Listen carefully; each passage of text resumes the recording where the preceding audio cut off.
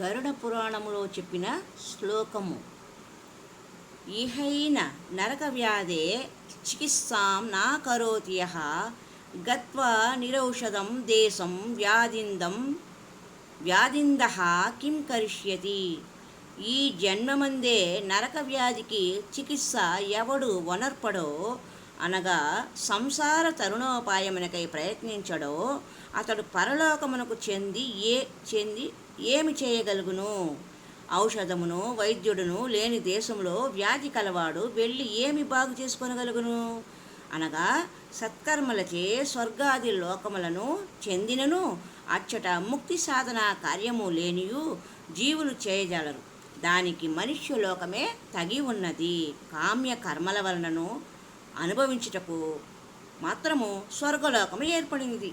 అనగా మనుష్య జన్మలో మాత్రమే బ్రహ్మధ్యానము చేయుటకు తగిన అంతఃకరణ సృష్టి ఏర్పడి ఉన్నది.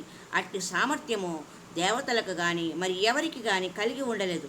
కావుననే జన్మము అన్నింటిలోనూ మానవ జన్మ జ్ఞానంతో కూడినదనియు ఉత్కృష్టమైనది చెప్పుటకు కారణం.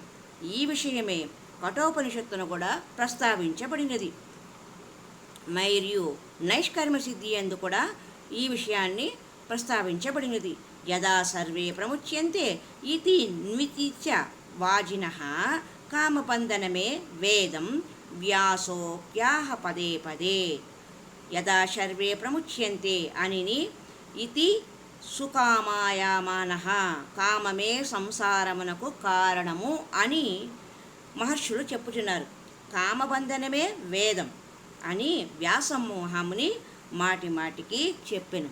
కామబంధనమే వేదం నాణ్యదస్తీహ బంధనం కామం ధన ముక్తౌహి నేహ భూయోపి జాయతే అని వ్యాస మహర్షుల వారు భాగవతంలో ప్రస్తావించిన శ్లోకం.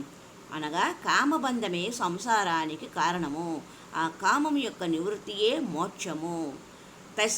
తస్యైవం దుఃఖతప్తస్య కథం చిత్పుణ్యశీలనాత్ నిత్యేహ చాలిత తదియో వైరాగ్యం జాయతే హృది.